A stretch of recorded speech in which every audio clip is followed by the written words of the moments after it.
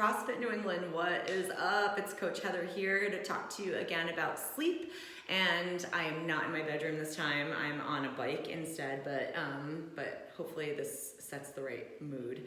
So last week we talked about how our species, human beings, we thrive most on 8 hours of sleep. And anything under 7 hours puts us at real danger with some real health concerns. And anything over 9 hours of sleep is really not doing us too much better, but certainly feels good.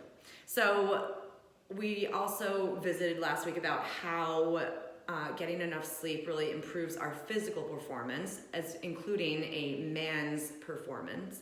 But we also talked about how not getting enough sleep can leave us gaining upwards of 10 to 15 pounds of extra body weight every year.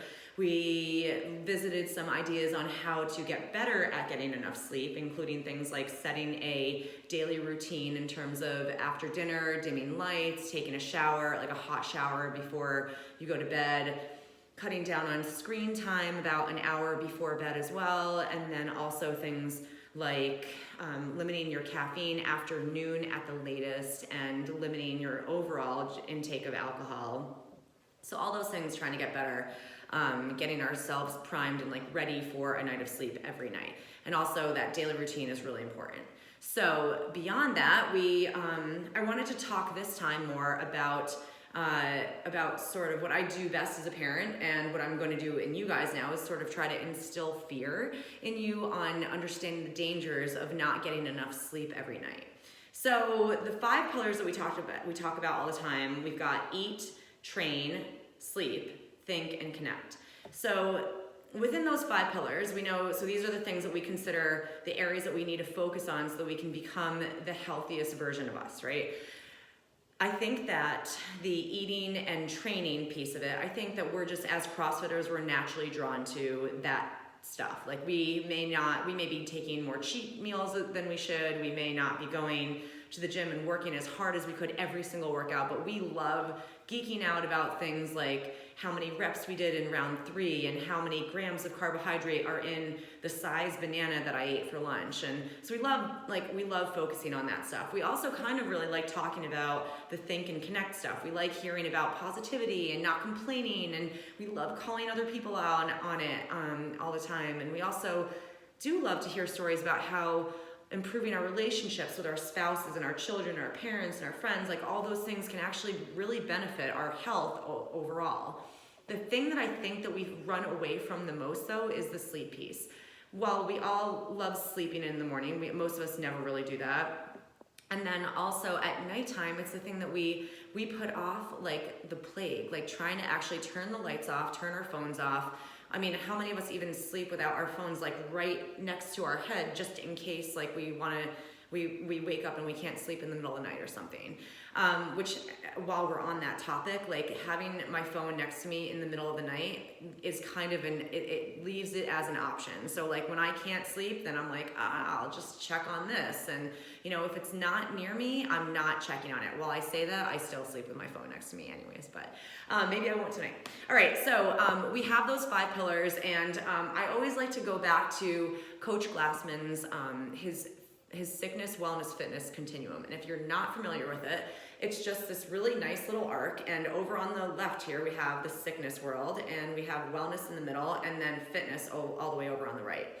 And I like it because it gives me a visual in terms of there being these 3 different places that you kind of move back and forth through a little bit. And if you're really good, you kind of stay mostly on this side. You drift back like New Year's Eve. I'm like backing up a little bit, and in the month of December I'd tick back a little bit even more. So like you move through it a little bit, but really you kind of try to exist in one area, and we try to exist in that fitness realm because the main reason that we try to do that, well, the one of the best benefits of doing that is that we create this huge buffer between that world and the world of sickness or disease or whatever you might want to call it. It's the place where bad things can happen. So if you're super fit, if all of a sudden you have you get a cold or you get some kind, like say you get the coronavirus, like we know you're hearing the same stories that I am, we get say we contract that disease or that virus, and it doesn't affect us. If you are living in that world, it doesn't affect you as much as it is if you're over here and you're already sick. If you already have underlying health issues, then you're more likely to be in danger, like real danger, if you get this virus. So that's kind of part of it. There's a lot more to it, but that's what I like to think about when I think about the 5 pillars, and more particularly with the sleep piece, because that's the thing that we have so much control over, and it's something that we can take care of so easy. Like, we can go to bed at a certain time, and I know it seems really hard, but we can go to bed at a reasonable hour, and we can get 8 hours of sleep a lot easier than we can go and PR our overhead press by 5 to even 10 pounds. Like, that's really, really hard, and that takes a long time. We can start reaping the benefits of getting good nights of sleep tonight. Like, by tonight, we can get a better night of sleep, and we will see the benefits of it tomorrow, and we'll see real benefits within 2 weeks. So think about that, guys. Think about how the dangers I really want to scare you with are things like, and this is real, like there's real research proving that limited sleep will give you a higher risk of getting cancers,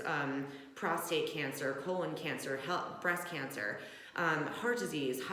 You're more likely to have a heart attack. You're more likely to gain weight, to get sick because your immune system is weaker.